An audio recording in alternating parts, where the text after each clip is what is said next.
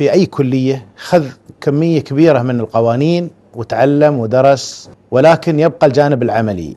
الجانب العملي خاصة أنه بيكون في دولة أخرى، فهذا شيء جميل أنه الطالب بيكون يدخل هذا الكورس ويستفيد.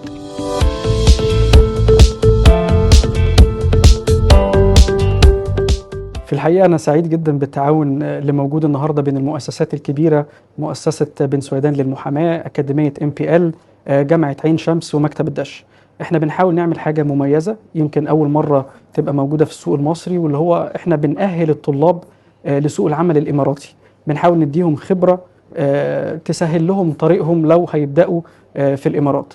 إن شاء الله ربنا يكرمنا ونقدر إن احنا نطلع الكورس ده على أعلى مستوى وبالشكل اللي بيليق بكل المؤسسات اللي موجودة معنا النهارده احنا سعداء جدا بالشراكه مع مكتب بن سويدان جامعه عين شمس ومكتب الداش مع MPL. هدفنا من خلال البروتوكول ده ان احنا نطور من مهارات المحامين المصريين للعمل في السوق الاماراتي. ده هيكون طبعا من خلال مجموعه متميزه من المحامين الاماراتيين مع المحامين المصريين هنا، وان شاء الله نقدر نرجع رياده المحامين المصريين في الوطن العربي والGCC بشكل عام عن قريب.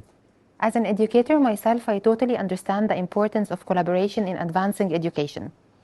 By providing the resources and expertise of 4 entities, MPL, Al-Dash Law, Faculty of Law in Shams University, and Bin Suwaidan, this will give our learners a set of new opportunities and a wider range of educational chances. I'm particularly excited about giving our learners the needed skills in order for them to enhance in the rapidly changing market in the MENA region. سعداء بالتعاون مع مكتب بن سويدان. نتمنى ان هي تكون فرصة جيدة لتبادل الخبرات. بنسعى ان احنا نخرج اكبر عدد من المتدربين يكونوا عندهم خبرة في المجال القانوني، سواء خريجين كلية حقوق او العاملين بالمجال القانوني. في فرصة كويسة جدا للمشتغلين بيها اكتر. شكرا.